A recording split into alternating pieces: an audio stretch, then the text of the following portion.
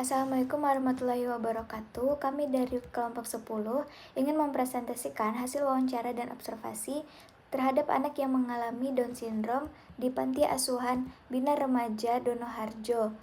Yang pertama ada anggota kelompok yaitu Mona Putri Husaini, Dea Novita, Rada Oktavianur, Erika Nasyadila, Mira Sari, dan Fabiola Karisa Ramadhani. Anak Down Syndrome pada Panti Asuhan Bina Remaja Donoharjo YPKBR. Panti Asuhan Bina Remaja Donoharjo YPKBR didirikan pada tanggal 2 Agustus 1982 sebagai tempat perlindungan dan pendidikan bagi anak-anak berkebutuhan khusus, termasuk anak-anak dengan Down Syndrome.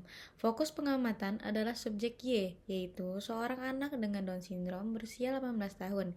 Ia tinggal di panti asuhan sejak usia 7 tahun karena situasi keluarganya, yaitu ibunya bekerja di luar negeri sebagai TKW. Selanjutnya, penyebab gangguan.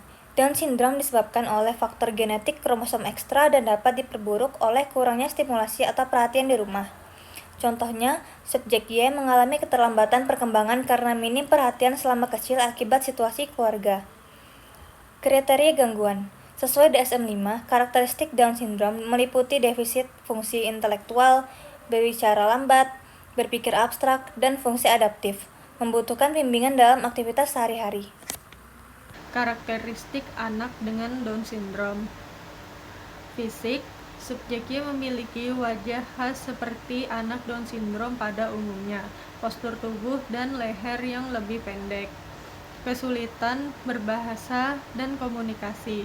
Subjek Y memiliki keterbatasan dalam kemampuan berbicara atau memahami bahasa kompleks.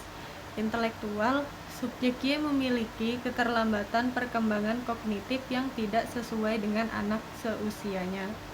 Lalu selanjutnya ada dampak gangguan Down syndrome pada subjek Y, yaitu terdapat 3 dampak gangguan. Yang pertama ada sosial, emosional, dan intelektual. Sosial, subjek Y memiliki interaksi baik di dalam panti, namun di lingkungan masyarakat ia harus menghadapi stigma buruk dan penolakan.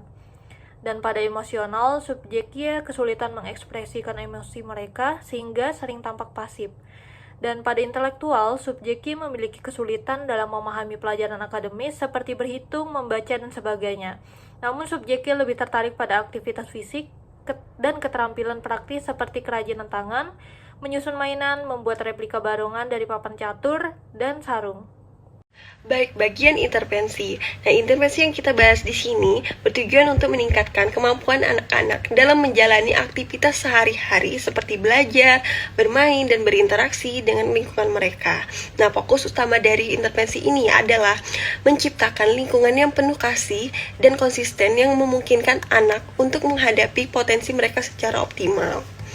Nah, dari pihak panti ini dengan memberikan dukungan yang tepat, nah kita itu dapat membantu anak-anak mengatasi berbagai tantangan yang mungkin mereka hadapi. Nah, ini termasuk membantu anak Down syndrome dalam mengembangkan keterampilan sosial, emosional, dan kognitif yang krusial bagi perkembangan mereka. Nah, jadi melalui pendekatan yang komprehensif dan terencana, kita berusaha untuk menciptakan pengalaman positif yang membantu anak-anak merasa lebih percaya diri dan mampu menghadapi dunia di sekitar mereka. Kesimpulannya, hasil observasi dan wawancara di Panti Asuhan Bina Remaja Donoharjo menunjukkan bahwa anak dengan Down syndrome memiliki kreativitas dan imajinasi yang unik, terutama dalam menciptakan sesuatu dari bahan sederhana. Setiap anak membutuhkan pendekatan yang disesuaikan dengan karakter dan kepribadiannya, dengan fokus dan aktivitas fisik dan kreatif yang lebih efektif daripada tugas intelektual. Dukungan emosional yang konsisten dan lingkungan yang mendukung sangat penting untuk membangun kepercayaan diri, perkembangan sosial, dan keterampilan emosional mereka. Pendekatan pengajaran yang konsisten memberikan rasa aman dan kenyamanan, sementara interaksi sosial dan peminatan kreatif terbukti meningkatkan kemampuan sosial mereka. Dengan strategi yang tepat, anak Down syndrome dapat mencapai potensi optimal dan memberikan kontribusi positif bagi masyarakat. Lalu ada dokumentasi pada saat kami mewawancarai pengasuh subjek Y dan pemberian sembako. Sekian presentasi dari kami. Wassalamualaikum warahmatullahi wabarakatuh.